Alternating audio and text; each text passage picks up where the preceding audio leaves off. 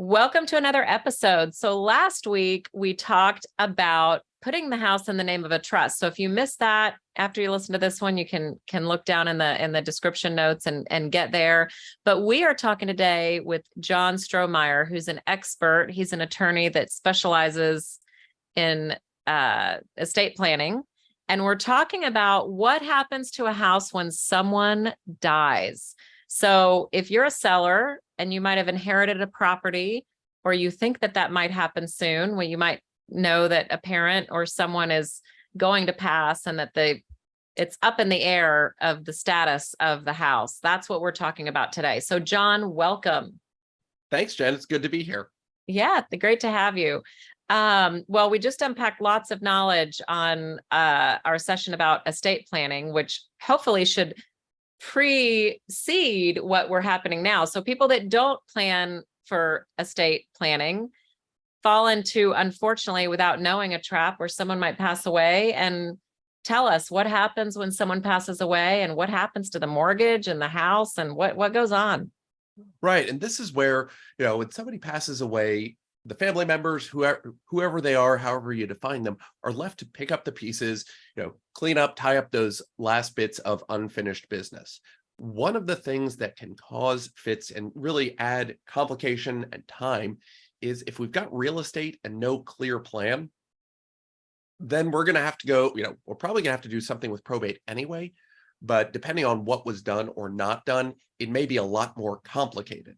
So the thing to think about, kind of remembering that when we buy or sell a house, it's not like buying a couch or a painting or a new TV set. Real estate, all those transfers get registered in the real property records. And this is where, we have a deed, so-and-so as grantee sells to so-and-so, or so-and-so as grantor sells to so-and-so as grantee, this property. And you could trace it all the way back to see who has gotten things. The thing to remember is if you're going to be selling that house, you have to have clear title to the property. And just because you were married to somebody who died, just because you are the child of somebody who died, just because the will says you get everything, it doesn't mean you have clear title automatically. There's usually going to be something needs to happen before you can get that clear title and be allowed by a title company to sell that property. So let's say my spouse, I don't even want to use this as an example, but I'm not going to say my spouse. I'm going to say a spouse. Let's say a spouse dies. Let's say the husband dies and the wife doesn't want to live there anymore. She's like, I need to go somewhere else. I'm going to sell the property. And let's say he died a couple weeks ago. How long does it usually take? Let's say she didn't have a will. Right. Well, there's a difference in what I'm going to say between will and no will, right? Yes. So let's say there was a will. Let's say they got with you, they did their duty, they have their will on track. How long on average, I know it's different, but how long on average does a will take to probate? So here, we're both in Harris County, Houston area. And what happens, we have to start the probate process with a will. We file that with the county clerk and they hold on to it. We're then scheduling a probate hearing. Usually we're only going to have one probate hearing. We're going to go in for about 5 minutes in front of the judge, usually by Zoom. And that surviving spouse is likely going to be the executor of the estate. Well, the big problem, the big holdup right now is just the backup in the court.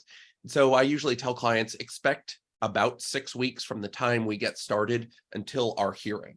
And that's assuming everything's going along swimmingly. The will says what we need it to. It's the original document. There aren't any questions or challenges, but 6 weeks is about the time from when we get started to when you're going to get an executor appointed. And that executor will then have the ability to sell the deceased person's interest. So for, here in Texas, we've got community property. That means if, Bill and Sue buy a house together as community property, when Bill passes away, Sue still owns her 1/2 interest in the community property. She can sell her 1/2 interest, 10 minutes after Bill's gone.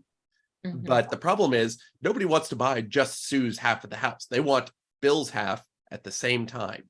And so even though they were married, even though Bill and Sue had wills that said, I love you, honey. Everything goes to you if I die. Sue doesn't have the authority to sell Bill's half after one, while he's alive, or two, after he's gone. And so the purpose of probate, of getting her appointed as executor, is so that she has the authority, the legal authority, to go in and sell things on behalf of Bill's estate. And so that's the thing. Sue would go to closing. She would be signing twice, once in her individual capacity for her one half of the house, and once for Bill's one half of the house, signing, Sue Smith, executor. So let's say that there wasn't a will. Let's say that Bill and Sue just went cruising along and they just didn't have any of that. And so Bill passes away, and Sue, what does she have to do then? Then things can get a lot more complicated. And there is one option that is better, but also it has some significant drawbacks. The better option, we're going to call that a small estate affidavit. The less favorable option is a full heirship proceeding. That's HEIR-SHIP, not AIR-SHIP. So the small estate affidavit is great if the only piece of real estate that the spouses owned was the house they lived in together, their homestead, because then you can use this one form to transfer assets, transfer title to the surviving spouse. The bad news is you can't have a whole lot of stuff. Really, it's outside of the house and any excluded assets, like 401ks and IRAs, things like that. You can't have more than $75,000 in unprotected, exposed assets to creditors. So this is really there for people who don't have a whole lot of stuff. If you have other real estate, a lake house or something else, you can't use it at all because you can't transfer title with that small estate affidavit. So I don't like, it's there as kind of an escape hatch, but it's not a first planning option for any of my clients. The reality is, for most of our clients who are dealing with the death of a loved one who died without a last will, we're going to have to go through the full heirship process. And that'll be generally a minimum of 6 months, because exactly. I'm already getting stressed over here. I mean, I have a will, so I'm okay, but I'm just saying, like, people that don't. So really, everyone that's a homeowner needs to get a will in place. Right, because there's nothing automatic if you die without a last will. Because if you both, if one spouse dies, the easy circumstance is the spouse, one spouse passes away, the kids were all there, everybody agrees, there's no, black sheep family, everybody gets along. Sure, we can move things along faster, but even then, your Texas law is going to require that another attorney be appointed to verify the story that we're coming in and saying, Bill died, Sue is the only spouse, they had 3 kids. We'll put that in our initial application saying, here's, Bill died, here are the heirs of the estate. Well, that's all well and good for us to put it down. The court and, Texas generally has a responsibility to make sure we're not leaving out the 4th kid nobody really likes, or the second spouse, whatever it is. We want to make sure that, we're slowing things down to ensure that everybody gets treated fairly. So this is where that other attorney, called an attorney ad litem, is appointed by the court. The fees for that attorney are paid by the estate to have them, basically do checks, interview witnesses. When you go to the court hearing, so you're bringing the client, so Sue probably is the future administrator of the estate, 2 witnesses who are preferably not family members of Bill, who will say, yes, Bill was married once, only to Sue. They had 3 kids, no more, no less. We do this. We never talked to him about his will, but he never mentioned having one. So there you go. There are lawyer, 3 witnesses, include Sue, plus this other attorney. You've got to coordinate all of those schedules to go to a court hearing for about 15 or 20 minutes to establish who's entitled to this property. So this is in the case of not having a will. Right. There's just a lot of extra. Yeah. So 6 months. So it's going to be a while before. The last thing I want to mention also is that, have you ever had an experience where, let's say Bill, we'll just use Bill and Sue again. Bill passes away. and Sue wasn't on the mortgage. And so dealing and calling with the mortgage company, like, it takes just an act of Congress for the spouse to, like, you know, let's say you had a general power of attorney and you have to send it to them. Well, what if someone doesn't have all that set up? Like, you have to call the lender, and how do you get to be able to talk to them? Right. And this is where, if Sue's not on the mortgage, that's going to cause some problems for her. One of the, frankly, good things is if Sue's getting that house, she's not going to have to refinance the property automatically. The bank can't come in and say, well, we made this deal with Bill. We're not going to keep the same deal with Sue. Now, Sue steps into Bill's shoes, or even if Sue wasn't Bill's husband, if Sue, instead we're talking about Marie, and Marie is Bill's only child. And even though Marie can't keep a job, she steps into her father's shoes to take over on the note payments. If she can make them, the bank's basically going to be happy. The bank will obviously have to update some paperwork following the estate. And yes, there are no quick answers on how to deal with the banks once somebody's died. There are required notifications. Say, look, Bill has passed on.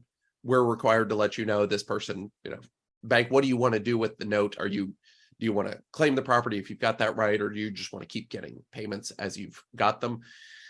But yes, you're right. You're going to have to figure out how to navigate that process. And it's going to depend on it's going who's to take a lot of actually phone listed. calls. Right. That's why whenever I can, I make sure that both spouses are on the loan. I mean, sometimes you can't because of bad credit or whatever, but I would say that let's say your spouse is not on the loan, because let's say credit or whatever the issue was at the time. Make sure early on you call the lender and give them that spouse permission while you're still living, that they can call and talk to you. Because that's a question I actually get a lot of the times. Like, what happens if I have to talk to them? So anyway, that's just something else to think about. But wrapping up, this has been a really great session. Thank you so much, John, for just information about what happens when somebody dies to a property. I learned a lot. So thank you. Good. And we'll put your contact information down. We really suggest that people get a will set up, just even if it's just a basic will, right? Like, it doesn't have to be fancy. Definitely get some good advice on that. If you're in Texas, we'll put John's information down in the notes below. John, thanks for your time today. Of course, Jen. Thanks for having me by. Talk to you soon.